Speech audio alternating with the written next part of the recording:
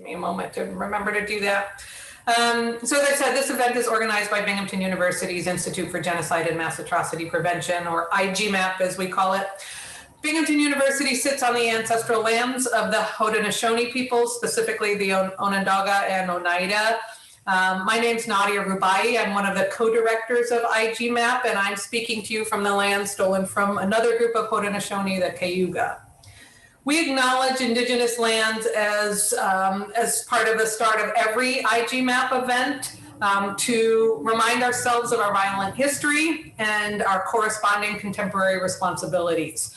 And it seems particularly relevant in a context when we're hearing stories of loss and reconciliation in the context of the Israeli-Palestinian conflict, as a way to call attention to how narratives about land disputes and policy and sovereignty and politics often obscure the effects of conflicts on individuals and families.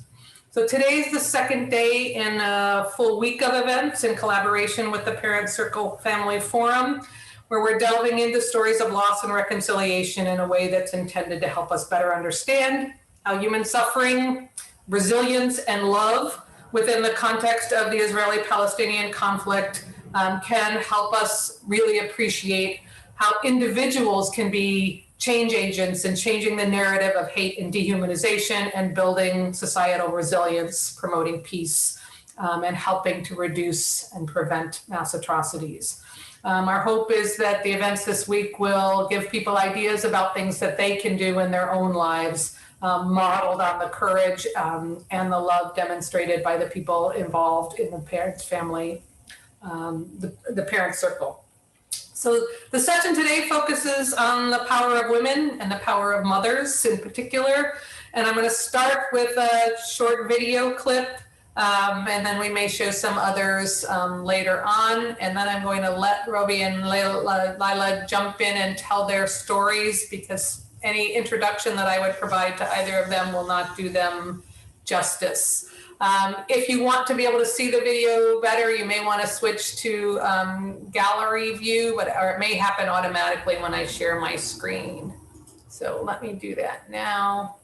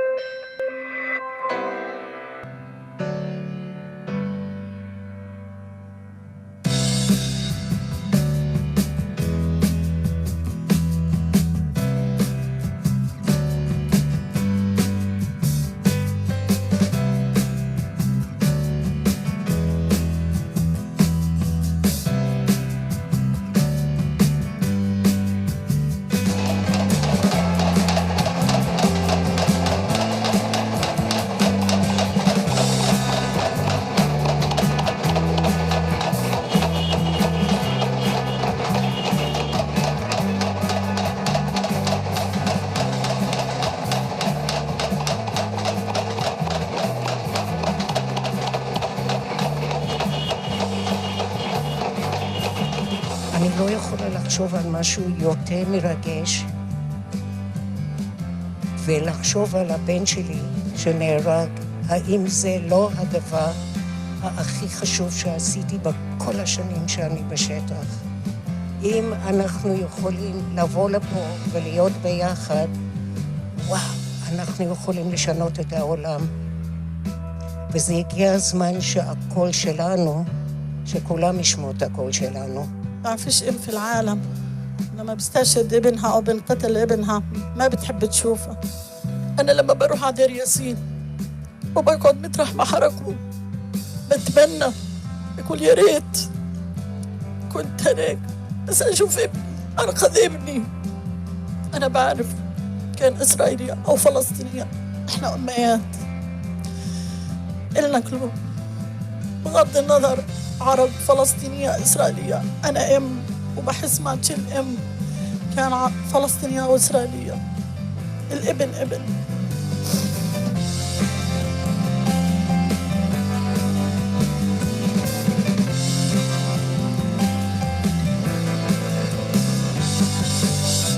المرأة هي نص المجتمع، فالمرأة هي بتقدر هي الأم هي الأخت. أنا بعتقد إن المرأة يعني هي بتقدر إنها تحمي دارها وولادها، وإن المرأة يعني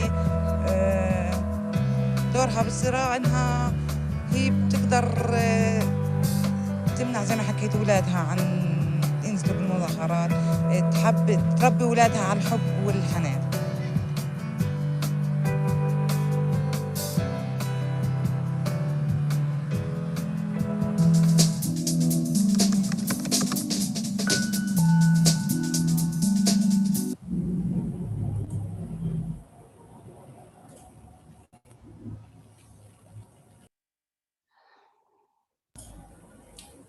So thank you very much. I just want to ask one question of XP, JP, Jennifer Gordon, and Leah Mattel.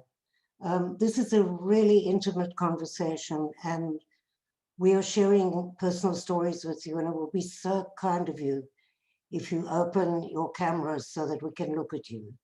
It's difficult to talk to sort of black squares with XP. Thank you. Thank you. Come on, XP, it's not that difficult.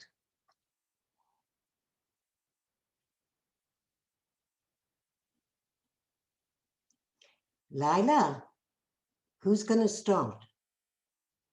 I help if you start, because I sneeze a little bit because I have allergy from the weather, so maybe it will be better. Poor excuse.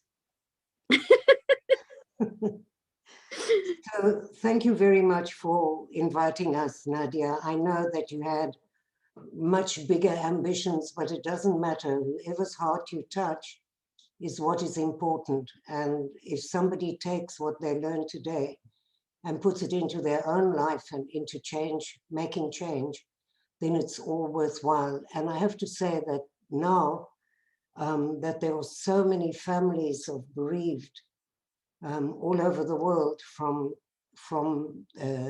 Corona, and people who never had a chance to say goodbye, I think it would be wonderful if they would join us in the ceremony that we have.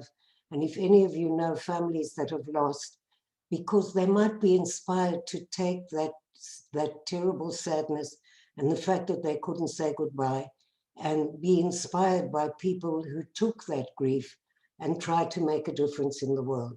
It doesn't have to be in the work we're doing, but it certainly could be something in your community, something about racist behavior, something about animals, whatever touches your heart, because that gives you a reason to get up in the morning.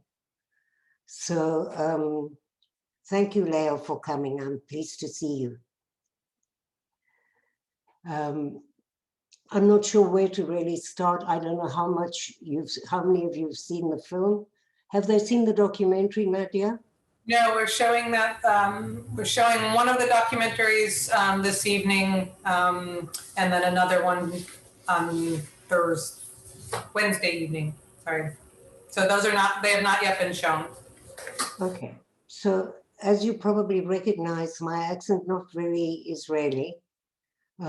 I come from South Africa originally, and was fighting apartheid from maybe 6 years old. I don't know, I keep asking in lectures for people to go back and look for their first act of social justice. And mine was at 5-year-old to steal a horse because the man who brought the milk was beating the horse.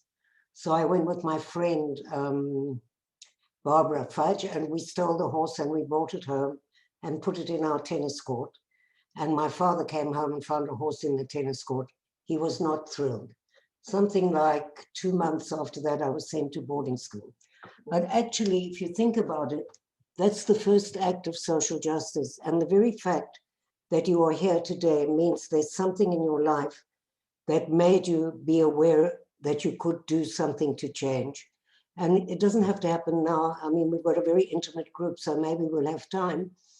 But if you think about it, you'll find that act of social justice that you did once and what changed your course in your life and where you are today. When the soldiers came to tell me that my son David had been killed by a Palestinian sniper, apparently one of the first things that I said was, you may not kill anybody in the name of my child.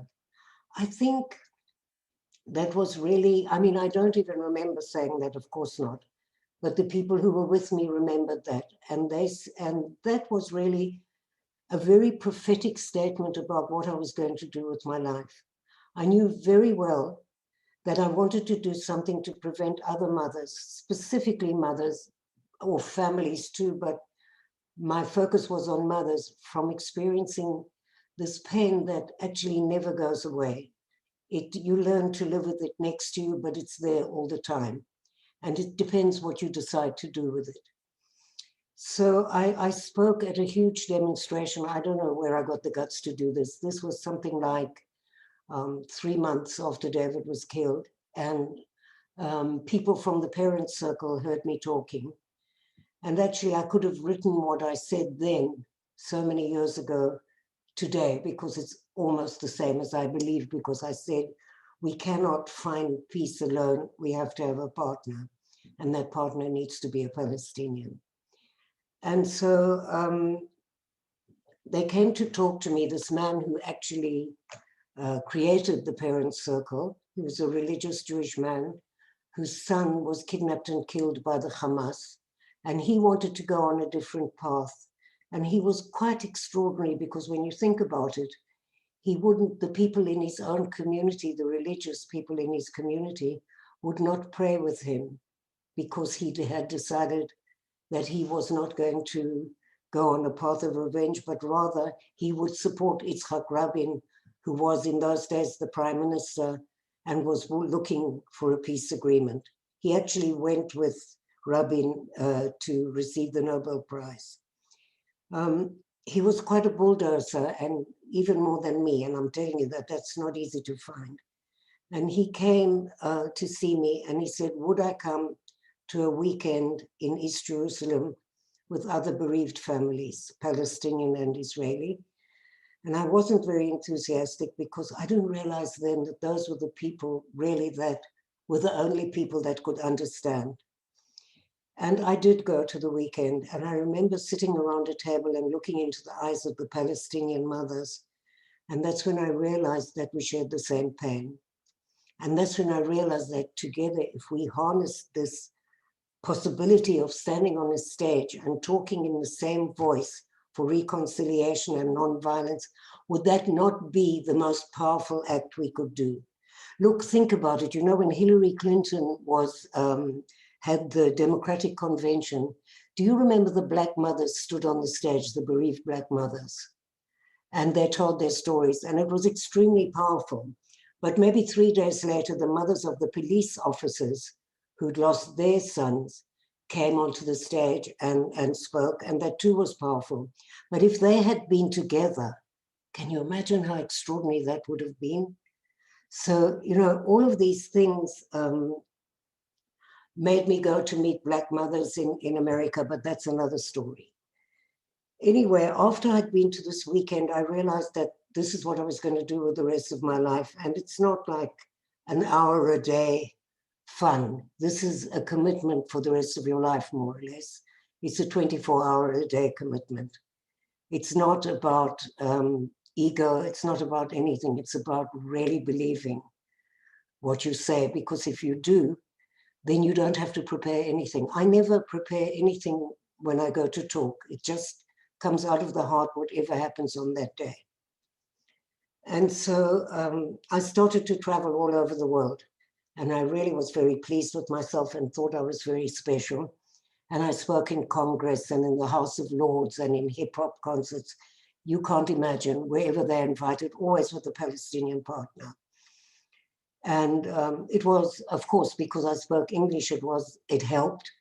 I mean, some people think you're intelligent because you speak English if they happen to be foreign. They don't realize that if you were born somewhere where you spoke English from the beginning, it doesn't mean that you're extremely intelligent. In any event, traveling the whole world, I was really very pleased with myself. And one night when I was back in Israel and I was working on my computer, there was another knock on my door. And I went to the door, and There were 3 soldiers standing there. And when 3 soldiers come to your door, it can only mean one thing. So I slammed the door in their face. And they kept knocking and knocking and knocking. And eventually I opened the door and they said, we've come to tell you that we caught the man who killed your son. I think they thought I would dance around my lounge with joy and revenge. But of course, this was the most difficult thing that could happen, because now there is a face. It is no longer going around talking about peace and reconciliation and reading bad poetry and rainbows and all of the stuff that goes along with a lot of jargon and peacemaking. Now is the tough thing to see if I mean what I say. If I can do this work in any form of integrity, I have to walk the talk. I didn't see it for something like 3 months. And eventually, what happened was I wrote a letter to the family of Thaya. Thaya is the man that killed David. I'd been boiling up to do this for weeks, and I think it took me 10 minutes to write the letter, if that. And in it, I told them about the parent circle, that we are more than 600 families who've all lost an immediate family member, and that what we see is that with any future political peace agreement, there must be a framework for a reconciliation process. Because up to now, we've signed all kinds of papers on the White House lawn, but the people were never involved. And so what we could expect if we didn't have that framework would simply be another ceasefire until the next time. And so I also told them about David. David was my son. He was studying at Tel Aviv University for his master's in the philosophy of education. He was part of the peace movement, and he was teaching at to kids before the army, philosophy. And he was then called up to go to the reserves, as most young Israeli men are after they've served in the army. And he came to see me and he said, I don't know what to do. I don't want to serve in the occupied territories. And if I don't go, what happens to my soldiers? Because he was the officer. And what happens to my students? Because they were going to be inducted into the army. Is that the right thing to do? I was filled with a sense of dread. And then, nevertheless, he went. You see, you don't always know who the person is behind the gun. You might think you do, but you don't. And he also said something else which was very important. If I go, then I will treat people with respect, and so will all my soldiers. In any event, I also said in the letter to the parents of Thaya that we owed it to our children and grandchildren to meet. We must find a new way not to kill each other. And of course, they were quite shocked, as you can imagine. 2 Palestinians from our group actually delivered this letter, and they said they would give it to their son. I'm not the most patient character in the Middle East. So of course I was at my letterbox like 3 days later waiting for a letter, which took something like 3 years. And it came over the Palestinian website. And in it, it was not exactly a letter from Martin Luther King. He said that I was crazy and that I should stay away from his family, and that he killed 10 people to free Palestine. But you see, you always know that there's something else going on. When he was a very little boy, he saw his uncle violently killed by the Israeli army, and he lost 2 further uncles in the second uprising. And so for him, it was, I think, an act of revenge. He was not affiliated to any political party, but he went to the Fatah part of the jail. Jail is separated with Hamas and Fatah. He chose to go there. He became a folk hero. They made a film about him and wrote a book about him. Something extraordinary happened when I got that letter. I gave up being a victim. I realized that my life was no longer contingent on what Thaya would do, and it was fine. I could now continue to do the work, And if we should meet and if he should want to talk to me, that's great. But I was certainly not looking for an apology.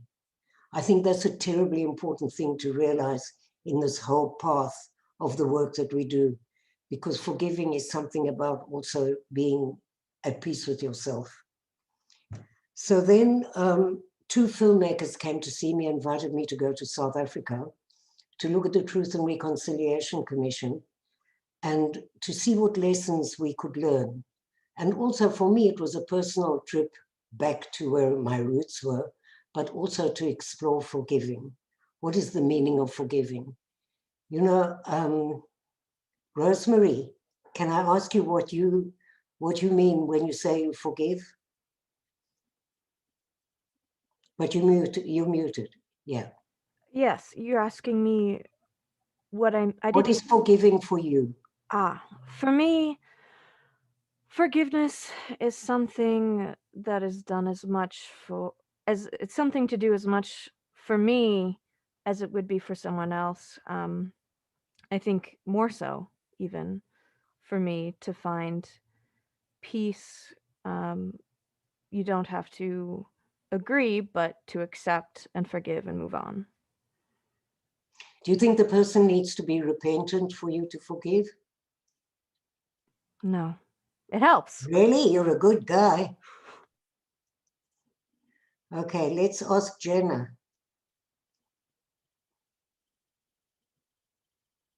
Yeah, I agree. I'm also personally just a type of person where I like physically cannot hold grudges. I absolutely like hate knowing that there's like a sense of tension between me and another person.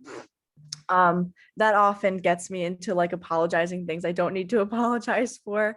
But yes, I very, very much value forgiveness. You know, I don't have the answer to this. It's a very interesting topic, and each of you should go away and think what you mean when you say you forgive. I mean, do you give up your right to justice? Is it okay what the person did? Can they do it again? Should you forget? All of these questions running around in your mind. I met a wonderful South African woman. She was Afrikaans, which usually, if they gave her a label, would mean that she belonged to the apartheid movement, but in fact she didn't. And she had gone to the Truth and Reconciliation Commission, and she said to the people who killed her daughter, I forgive you. And I thought, I have to, we were making a film. Did I say that? I don't know. We went to South Africa to make this film called One Day After Peace. And I wanted to know exactly what she meant, because I was seeking this idea of what is forgiving.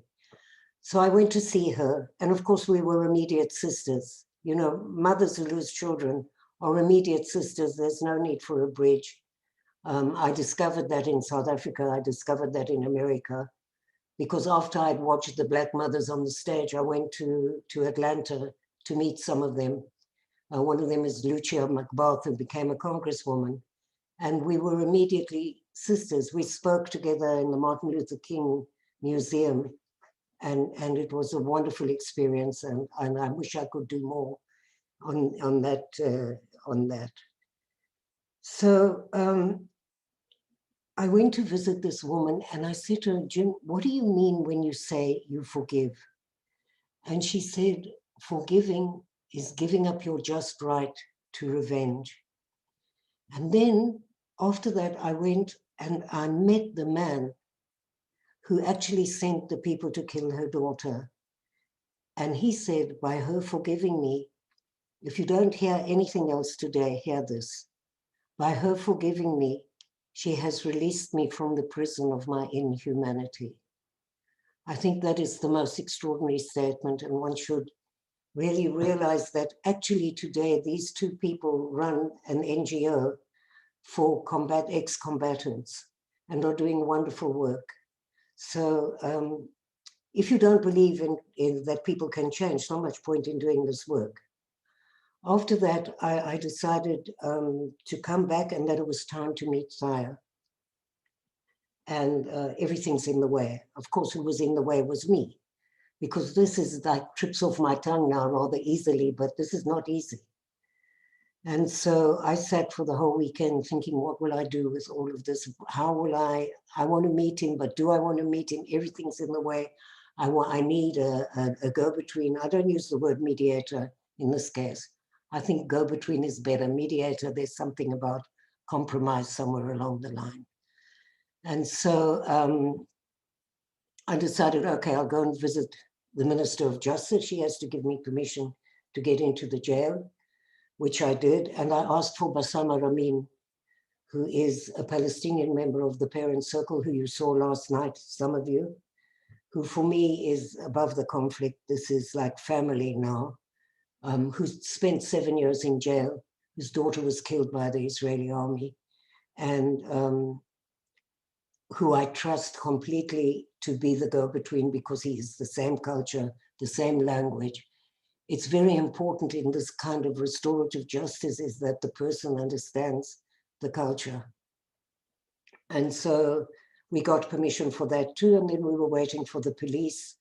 And then, of course, you may have noticed that Israel has quite a lot of elections now and then, right? So we may be going into our 5th election in the next couple of days.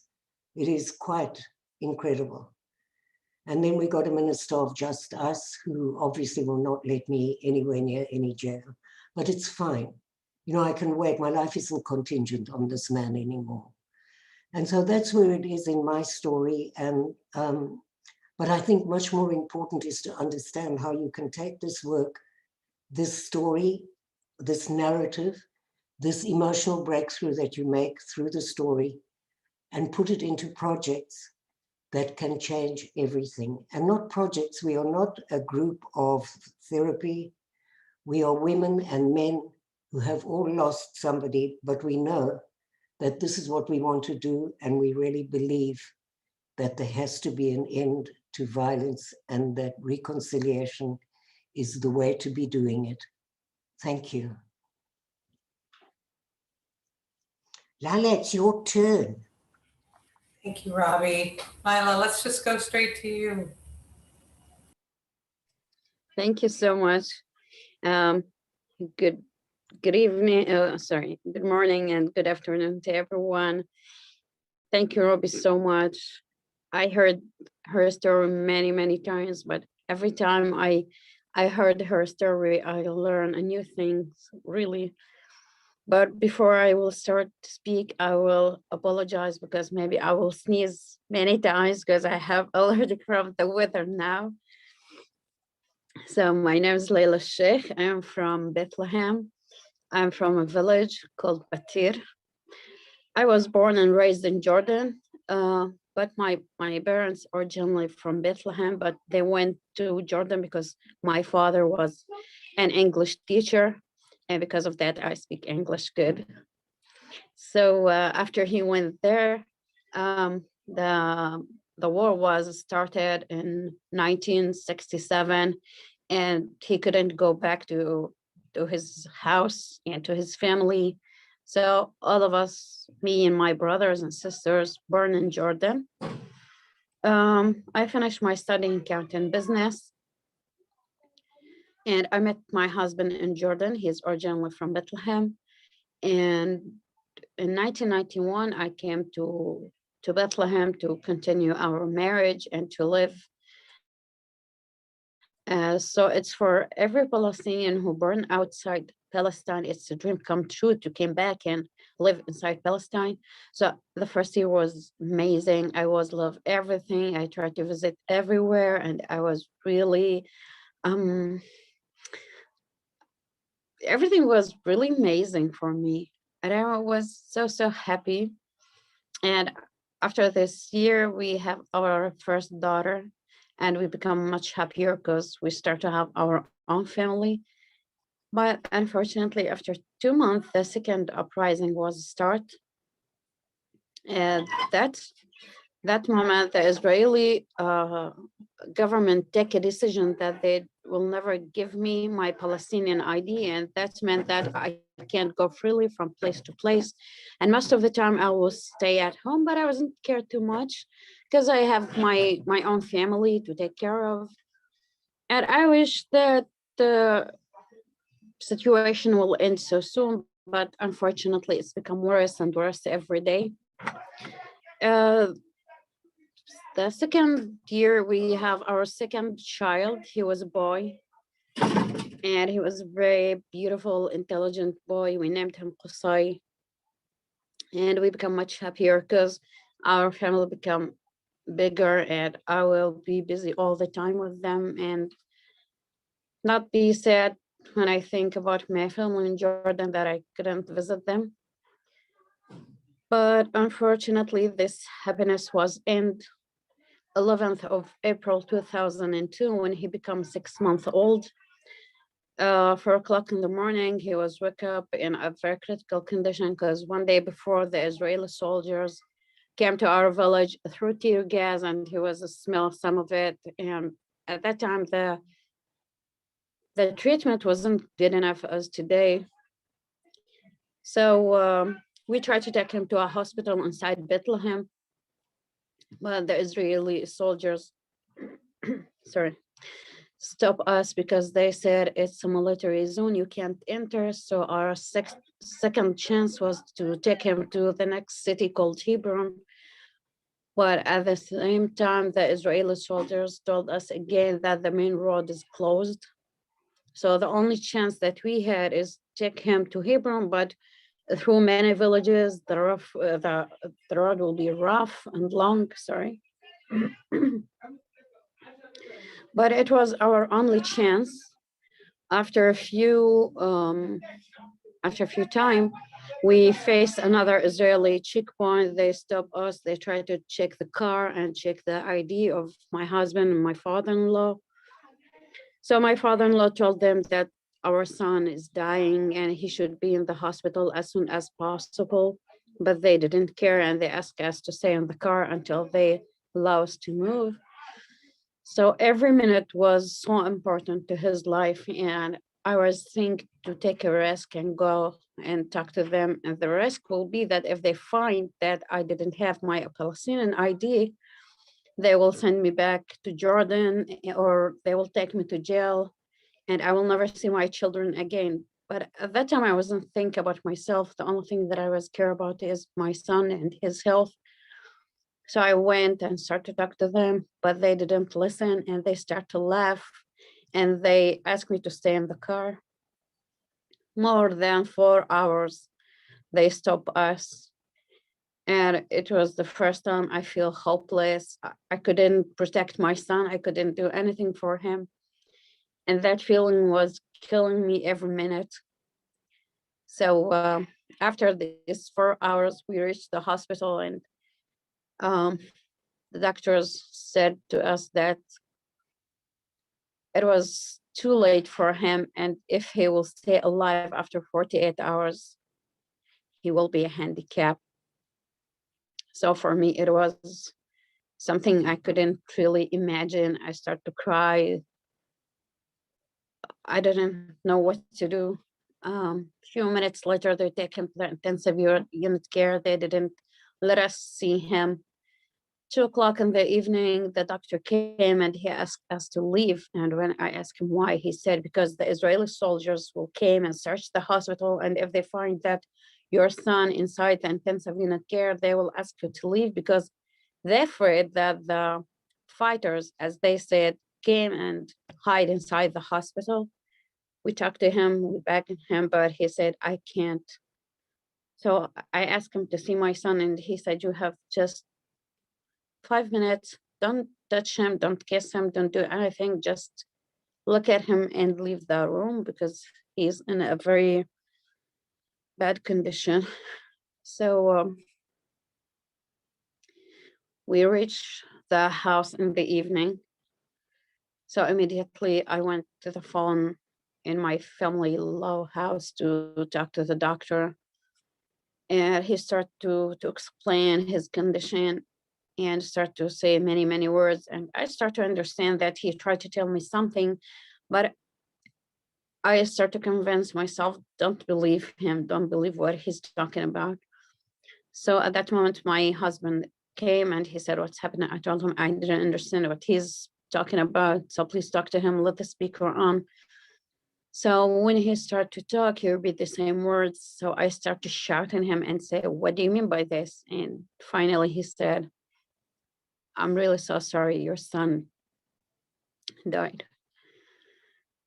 His word was like a bullet comes from his mouth to my heart, smash it down for many pieces. I start to cry like crazy.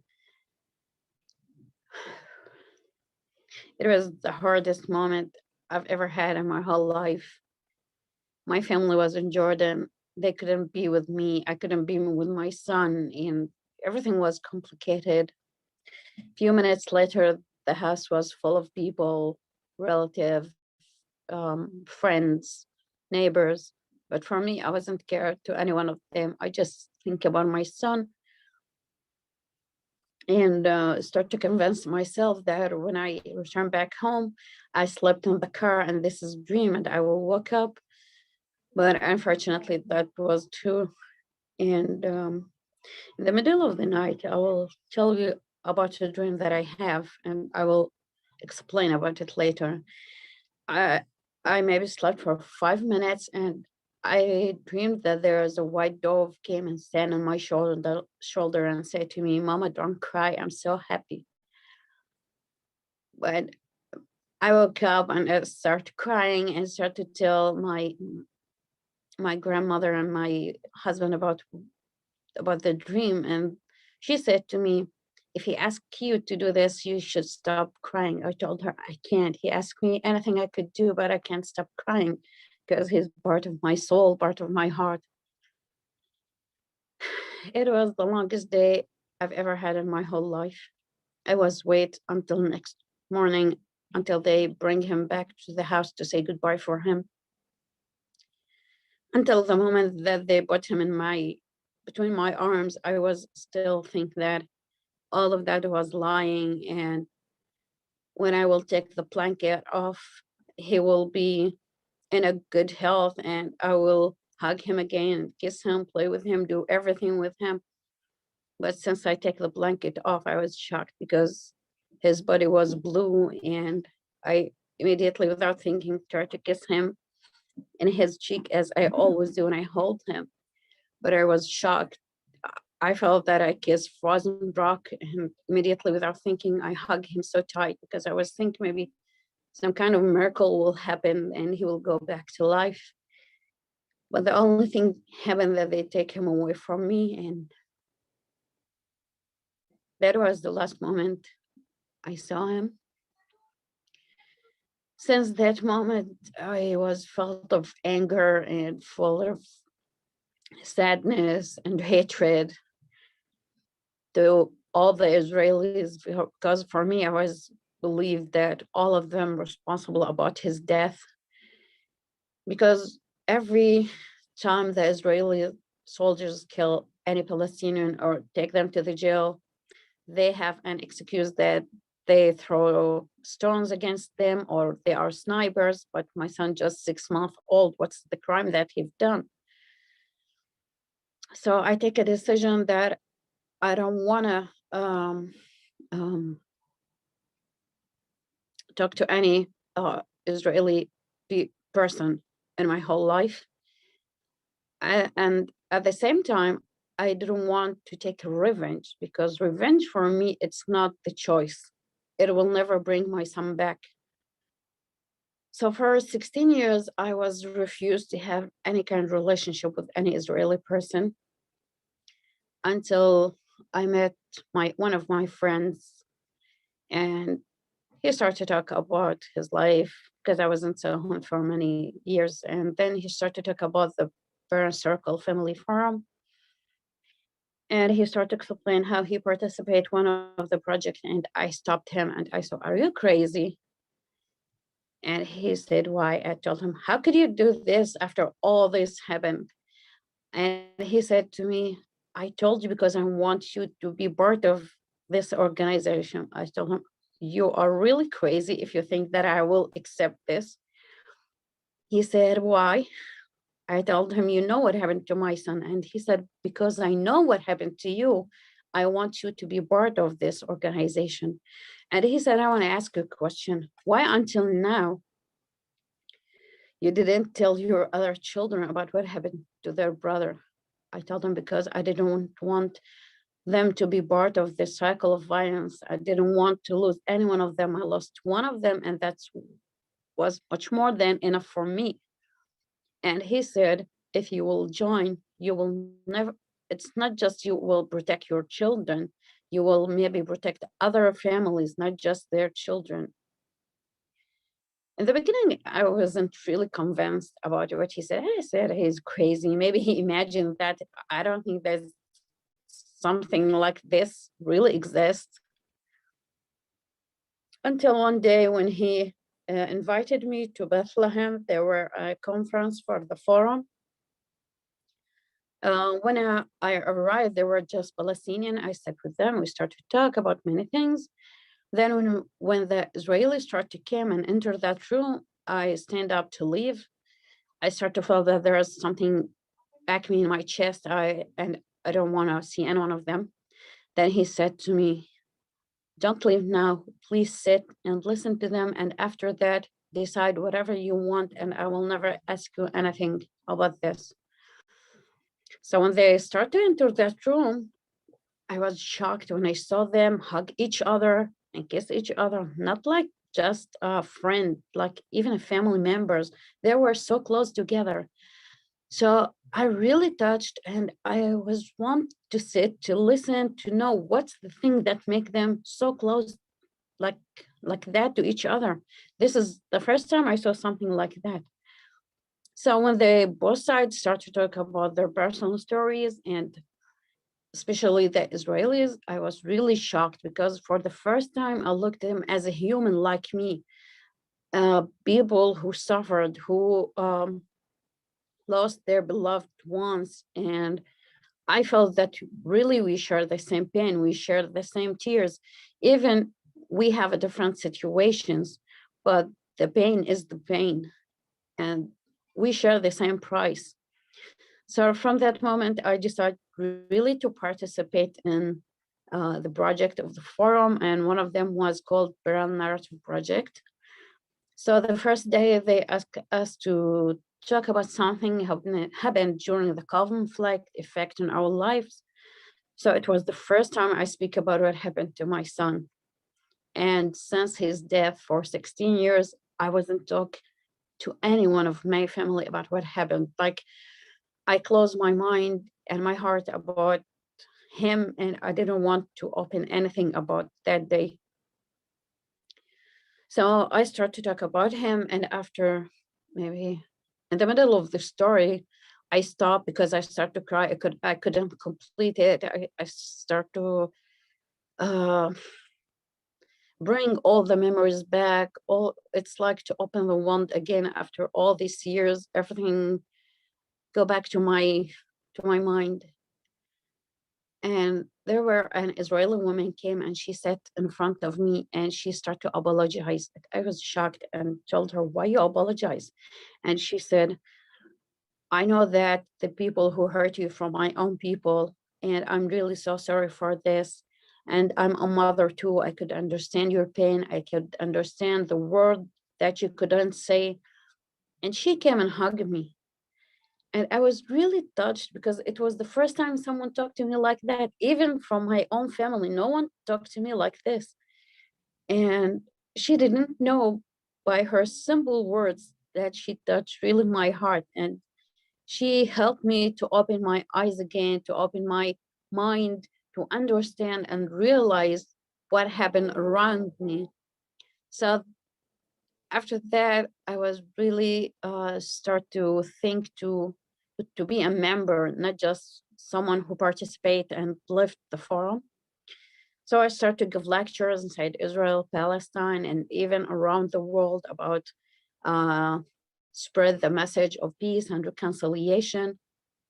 But I discovered a lot of things about me and discovered a lot of things around me. That one of the things that you couldn't go and talk to people about all these beautiful words about peace and reconciliation unless you feel it from inside. And I start really to feel that I start for the first time feel secure, feel that there's something strange in me start to happen.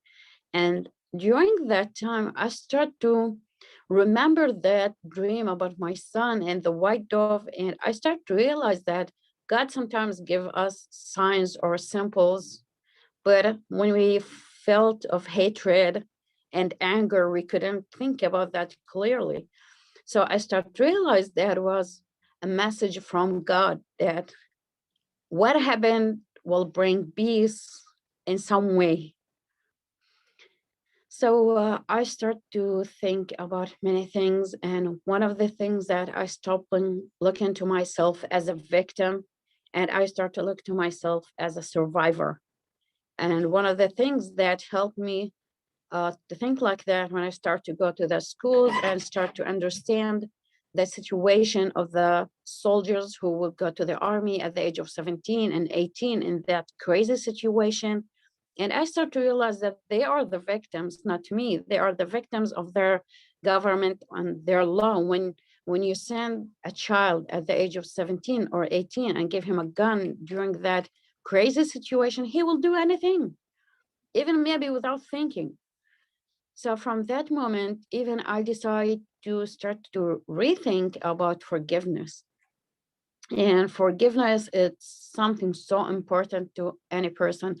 It's not about forget, because some people think that if you want to forgive people, that means you will forget your son or you forget pain. No, the pain is still inside, but the anger, the hatred is gone. And when you feel of anger and pain and hatred, it's like there's the heavy things in your shoulder and your back, and it will never let you do a lot of things. And one of the important things that I wasn't asleep for 16 years. Most of the days I was woke up for 2 days without sleep for 1 moment maybe. And after I take that decision, I start to feel really that I felt that heavy things on my shoulder gone. And I start to feel that I'm like a butterfly. Yeah, I'm a huge butterfly, but I have this feeling. So thank you so much. And thank you to give me this opportunity to share it with you. Thank you so much. Wow. Nadia, you know what? I don't know how much time we have, but I think it would be very nice to put one of the clips. Just remind me what you still have. We have You have the Women's Day, and you have for two Women's Day. let's take the very current one about the flowers. Okay. And I'll just tell you very quickly what it is. We decided that we wanted every year on International Women's Day, we do something like breaking that wall, like walking up Rothschild Boulevard and giving flowers to people, and Palestinian and Israelis from our group, women. And that's very brave of 70 Palestinian women to come and walk up Rothschild Boulevard in Tel Aviv on a Friday morning. And we gave flowers to the public, and on each flower was written, "We'd rather give you a flower than put one on a new grave." And this year we decided we wanted to congratulate Kamala Harris. So we took 24 women, 12 Palestinian, 12 Israeli. We picked wild flowers, not the ones that are endangered, and we pressed them into a beautiful album. And each woman made a sentence, and it's a really, really lovely gift to give her. And hopefully I'll be in the States. Hopefully, Layla, you'll get a visa, and because there's a new administration, and we can be there in the fall, so we can give it to her in person. So this is the little clip that we made from this wonderful day. And I'll just say one thing, you know, the most extraordinary thing for me in this whole book was that we did a Zoom and Gloom beforehand, and all the women explained why they brought this particular flower. And what was so extraordinary was that the Palestinian mothers, who don't get the same opportunities to tell their stories as Israeli mothers, but for the first time, they really spoke about the relationship between that particular flower and their child, and not how they died. And for me, that's a next step in healing. and hopefully you'll understand what I'm talking about. So let's watch that. But can you also tell us how much time we have? We have a little over a half hour left, so we'll still be able to have some discussion. Okay. Good.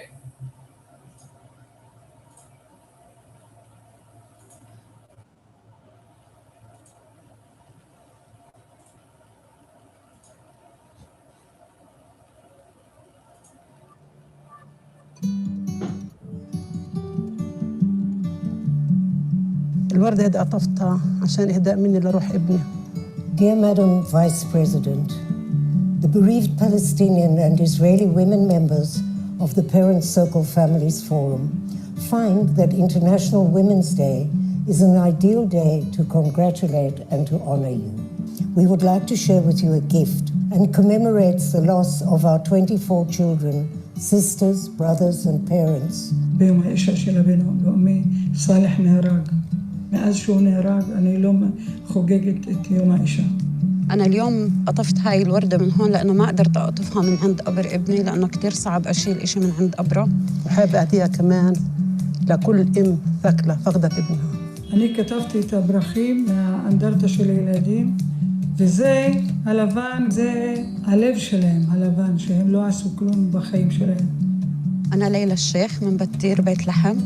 أنا أم الشهيد قصي وعضوة في منتدى العائلات الثكلى. أنا منى أبو سارة من القدس، أم للشهيد خالد أبو سارة. הפרח שאני בחרתי זה אמנון ותמר, שכתבתי מהקבר של אבא שלי, ומתחבר גם לתאומים שלי שיש לי, הלל ותמר, ובשבילם בעצם אני עושה את כל העשייה הזאת, את כל הפעולה הזאת. לתת להם איזושהי תקווה במקום הזה. אומנם יש כאן 24, 12 ישראליות ו12 פלסטיניות, אבל אנחנו מדברות בשם ארגון שלם. أنا اليوم عضوة في منتدى العائلات الثكلى الفلسطيني الإسرائيلي. حابة كمان هذه الوردة تكون رسالة، إنه هذه رسالة سلام ورسالة أمل لحد ما إنه نوقف الألم، نوقف الثكل.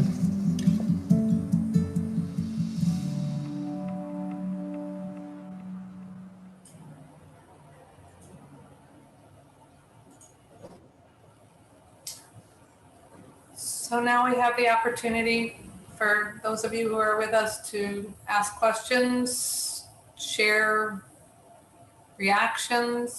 I know it's hard in these moments. I'll get us started. The way the two of you described your stories, Robi, you had an immediate reaction, according to those who were around you, to hear you to say, you may not kill anyone in my son's name. And Layla, you described a much longer process of getting to that point of thinking in those terms. So I'm wondering if you can talk to us a little bit about how the Parents Circle currently decides how to reach out to new parents who have had family members killed as part of the conflict. When is everyone will reach the time of being ready for this, open to this, receptive to it at different points. And so what is the process that you use to try to help bring people to this way of thinking and this level of commitment to peace and to not perpetuating violence? Well, it depends. You know, some people are ready almost immediately, and some people it might take years and it might never happen. During the Gaza war, we had this tent in Tel Aviv. Every night we met during the war, and of course you can imagine we were not exactly at the height of our popularity because a lot of people thought, how dare we be against what was happening in Gaza, and many people also came because they were against war and violence, and they wanted to find some solace. And most of them were actually bereaved, or not most of them, but a lot of them. So they joined automatically. We can usually, you know, Israel is a very small country.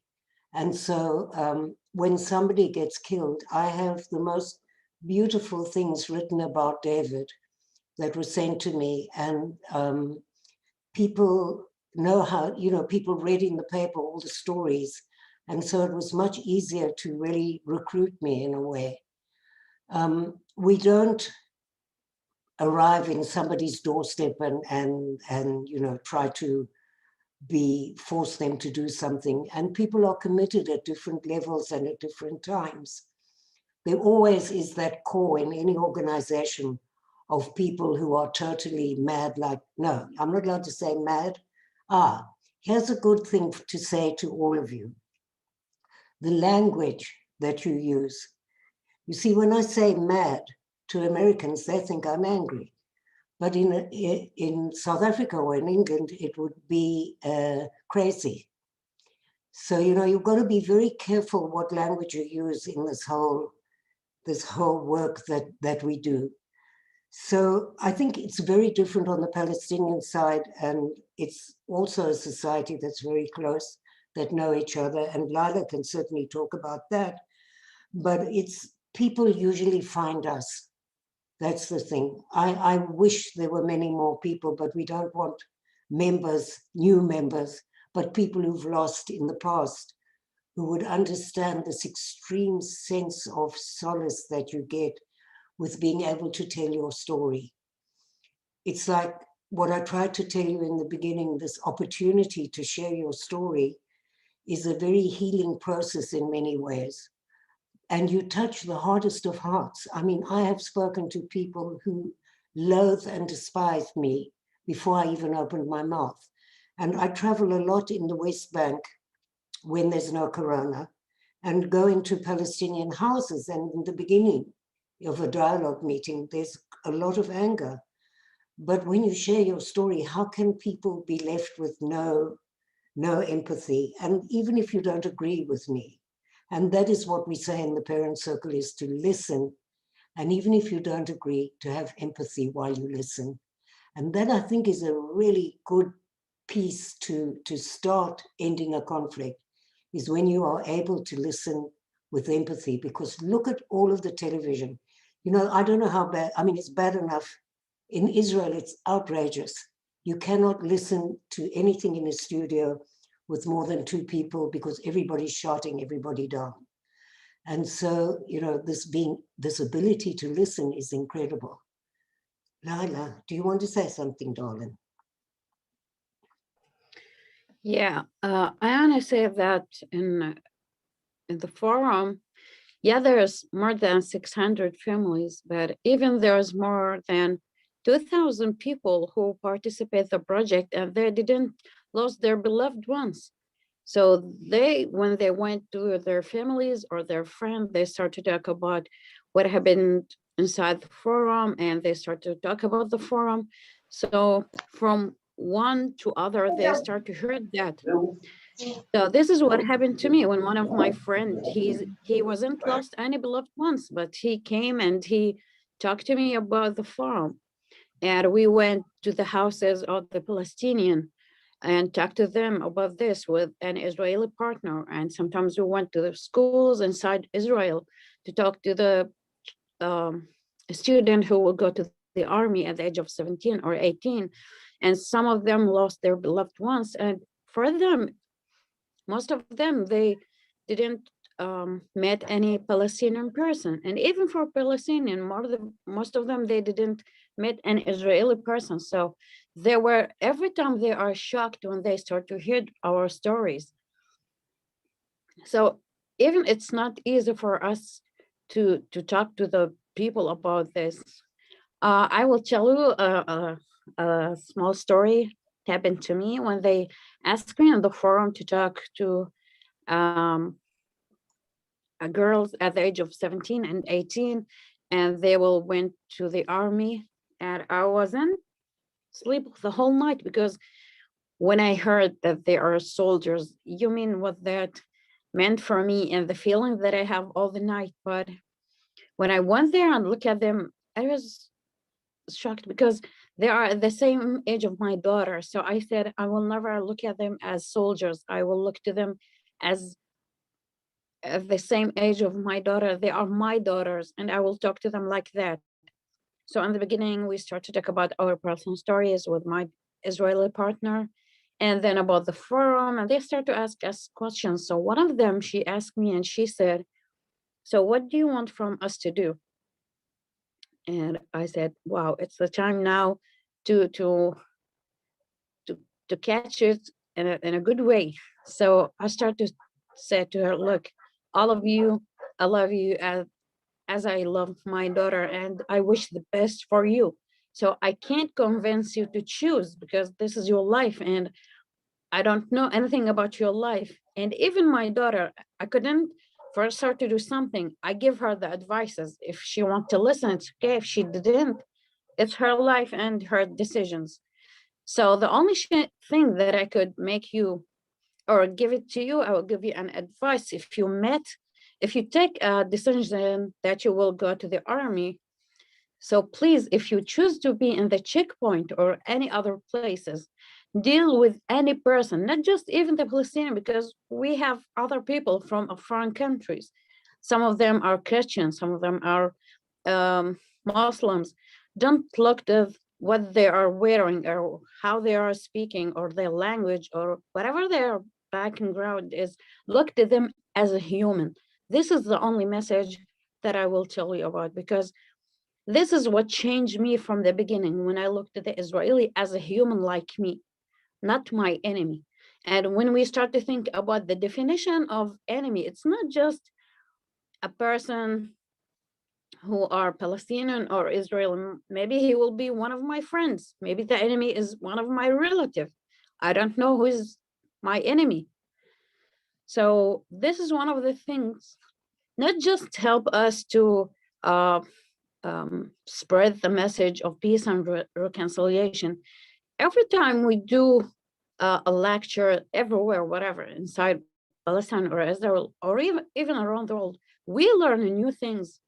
We learn many, many things during our journey. Even we start to discover something inside us we didn't maybe realize it before. So it's a great chance for us even to learn. Thank you. Thank you.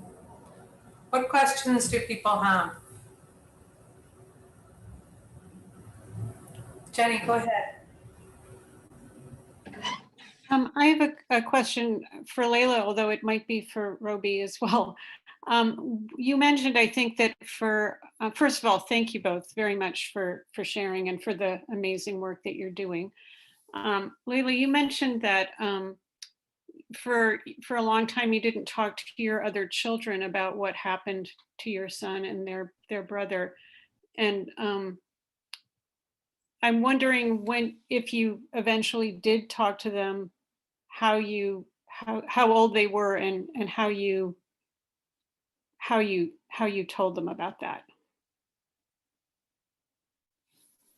In the beginning, when I went to the forum and started to go to all the to participate in the project, until that moment, my children wasn't know anything about that. So because I want to give myself a chance to understand the situation that I'm in, the new situation, to start to think how I will tell them. Because my oldest daughter, she was at the age of 18, and the other one was 16.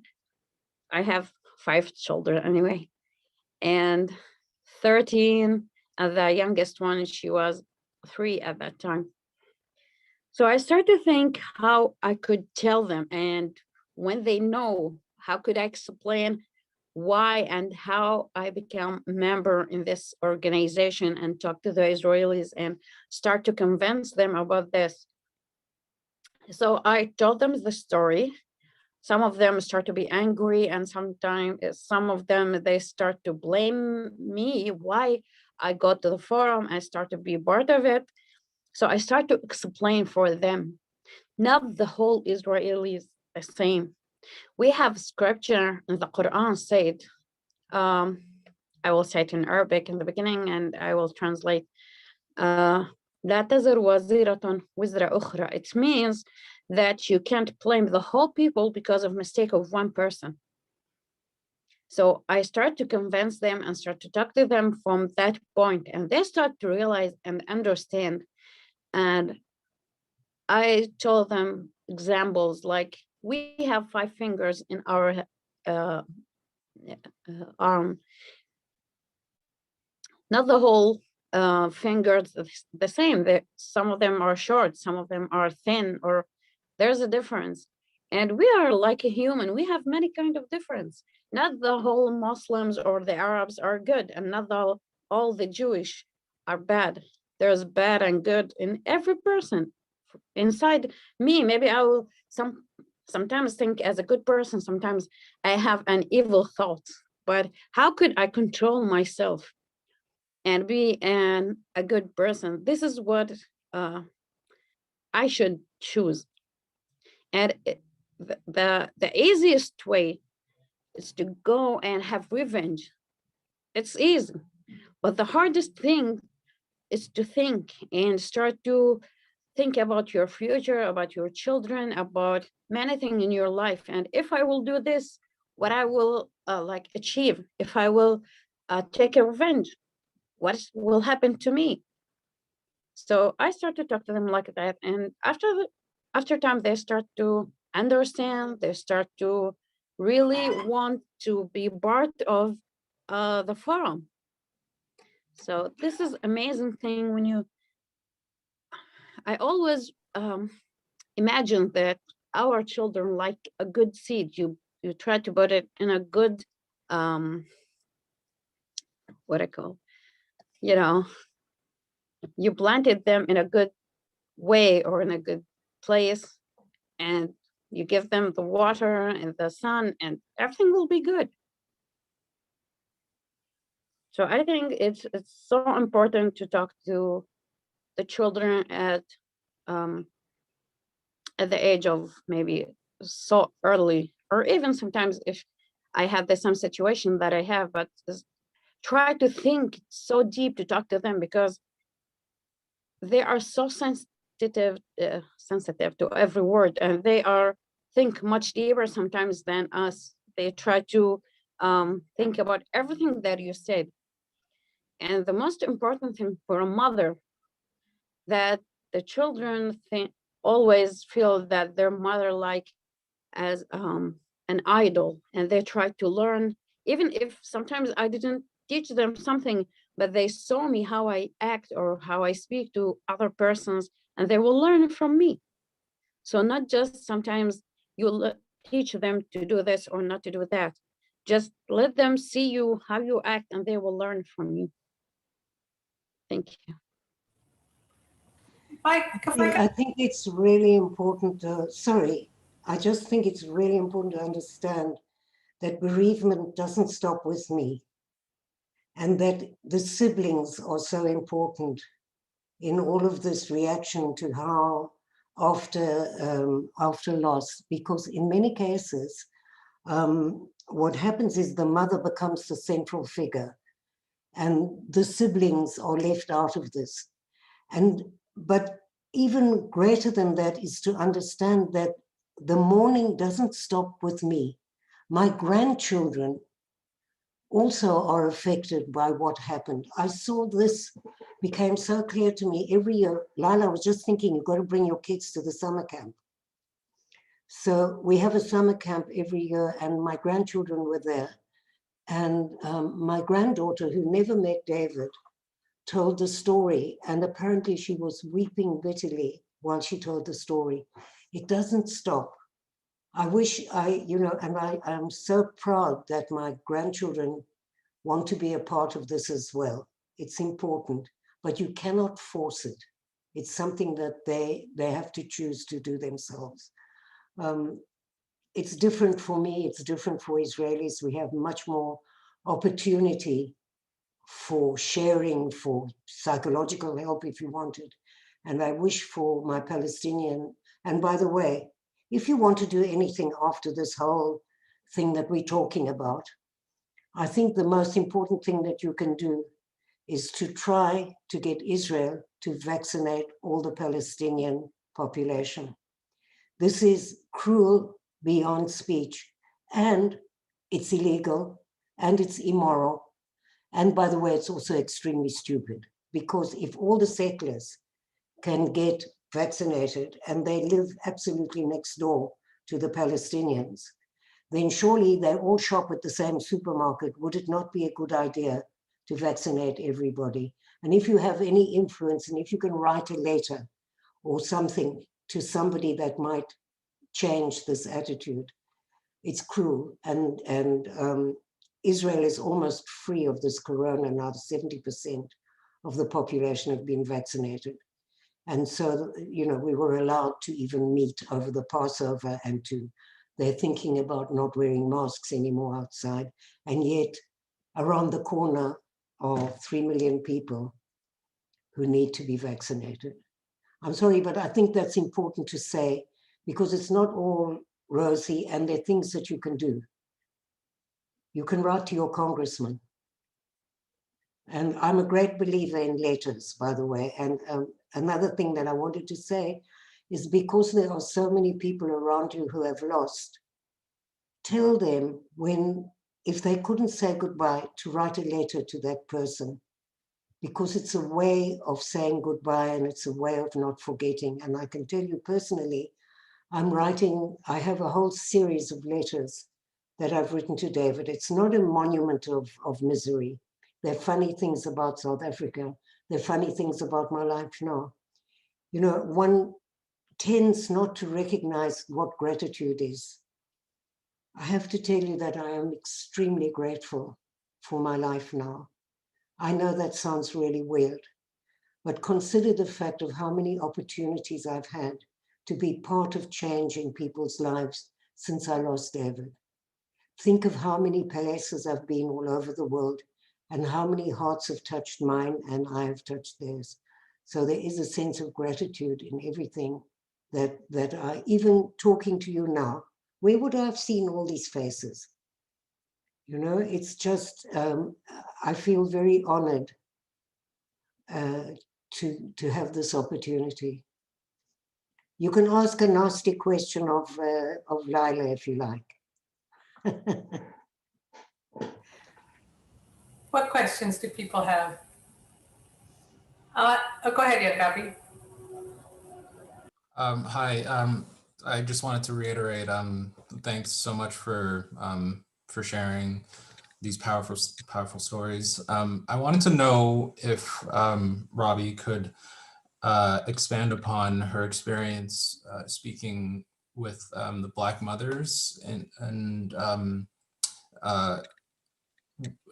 how could we sort of think about it, reframing issues to draw connections between the crisis happening between Israel and Palestine and some issues that are happening in the United States, and how can we sort of think about what's happening here differently? I speak for myself in saying that I see a lot of empathy given towards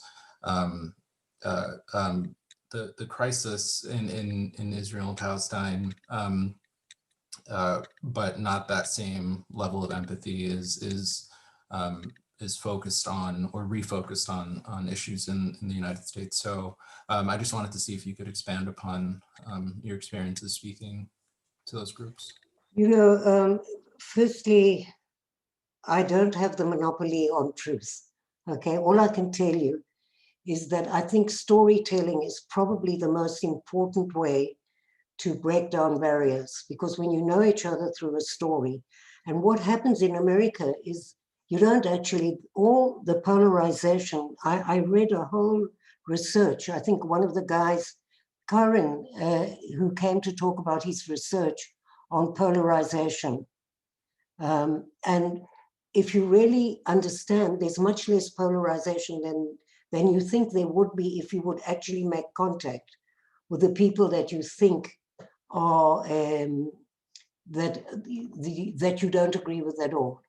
So that's one of the things, you have to reach out and talk to the people that you don't really think you have anything in common with, because you probably do. That's how extraordinary it is. With the Black mothers and with the mothers of the police officers, it was very interesting, and I really, really wanted to stay in America for a year or two, because one of the things that I recognized was they didn't know how to tell their story. It was not focused, it was all over the place, it went on for hours, so that people, people have a very limited way of listening. There's a limit. And so maybe within your school, you could find somebody who could open up some kind of department to help people tell their story, which would be a narrative department. I'm thinking for the parent circle, what I want to do is to go back over the 30 years that this organization has been in place, and to make testimonials for 30 years.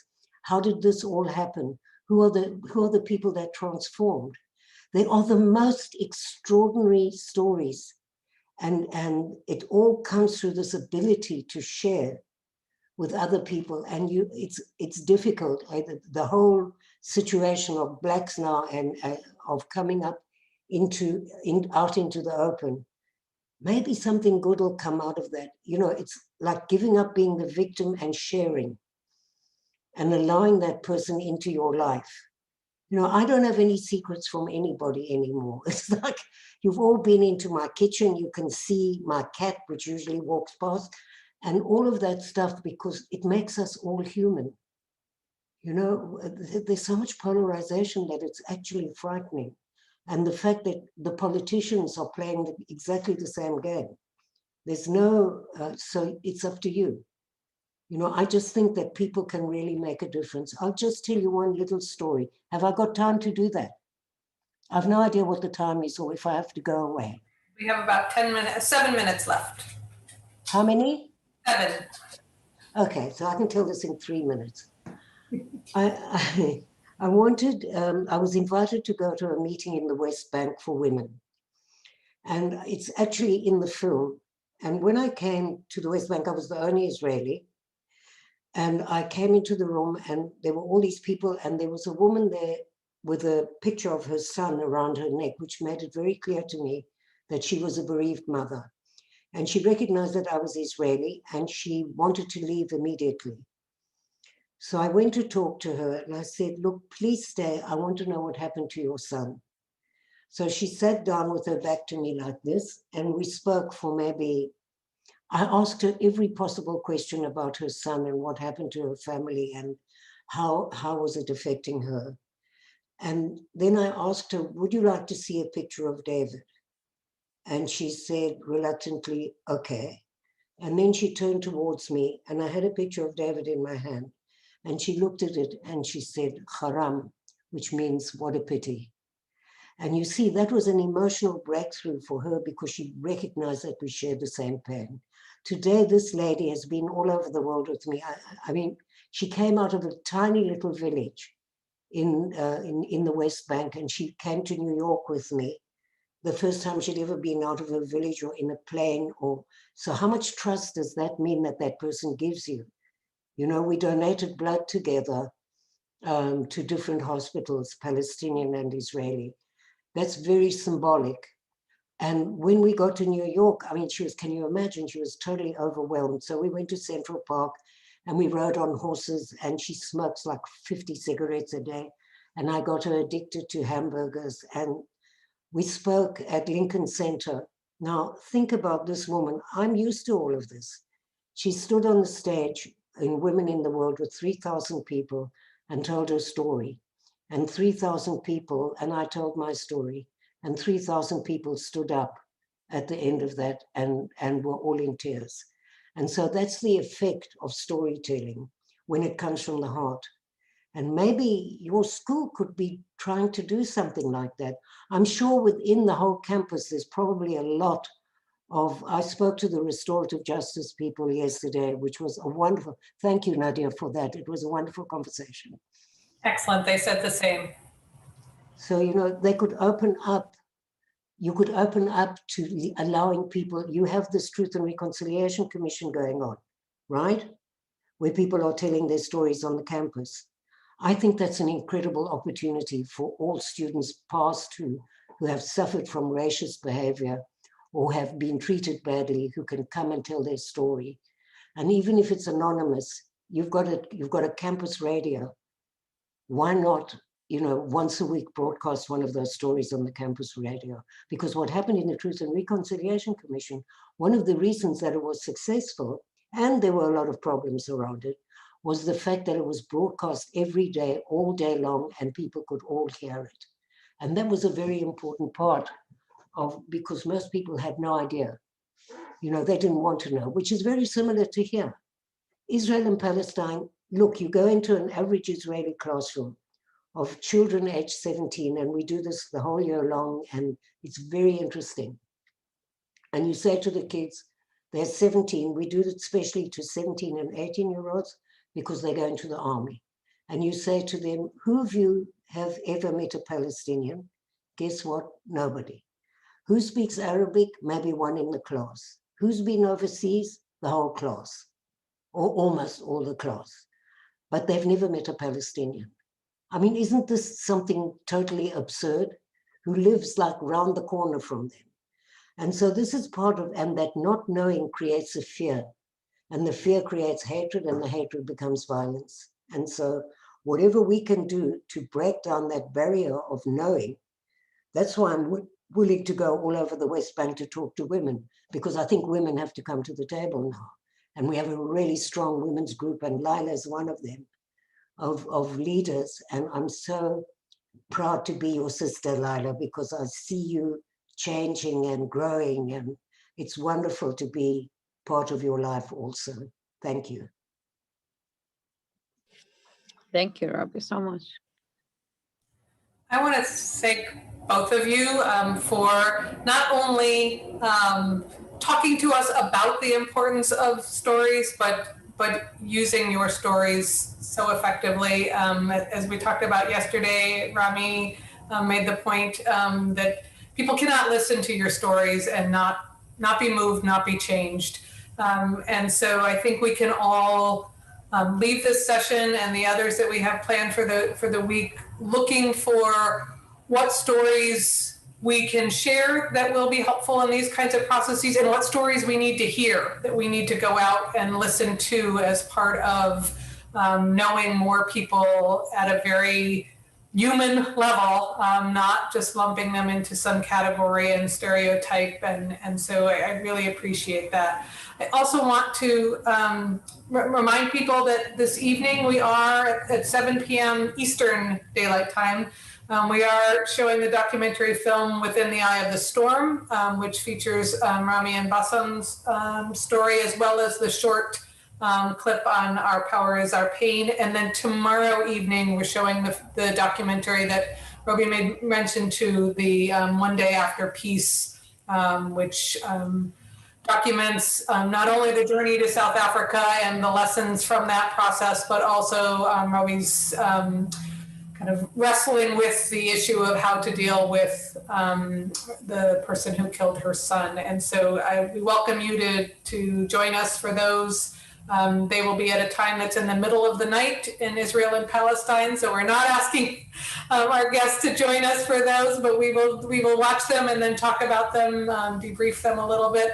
And then finally on Thursday, we have another conversation, stories of loss, scheduled with Rami and Bassam's sons, who are, so we have not only the perspective of parents, but also of siblings, which is a different but no less poignant form of loss. So thank you, Layla. Thank you, Robi, for being with us and for being willing to share those stories. And we need to thank Stefan.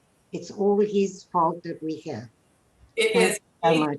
Thank you, Robi and Layla, and for everyone for joining this week. It's been powerful and sort of beyond words. I'm trying to write my thoughts, but it's going to take some time to think about it. And for those who are interested, thank you so much. Close us with a 35-second clip from another International Women's Day, I think, or it may just be it's 35 seconds. So you don't have to be strong. If you'd like to watch that, I'll show that as we sign off We're all hoping that no more people would ever have to be eligible to be members of your group. As great as the work is, we hope that we can stop the process. So let me close with this. Thank you so much.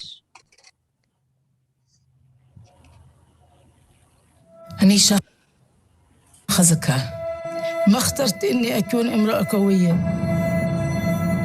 הייתי רוצה להיות אישה חלשה. אל תגידו לי, תהיי חזקה. زهقت من هذا الإشي. كنا نساء قويات. أمهات قويات. תעשי הכל כדי לא להיות חזקה כמוני. כמוני. هو مثلي. הלוואי ולא תגלו כמה כוח באמת יש לכם.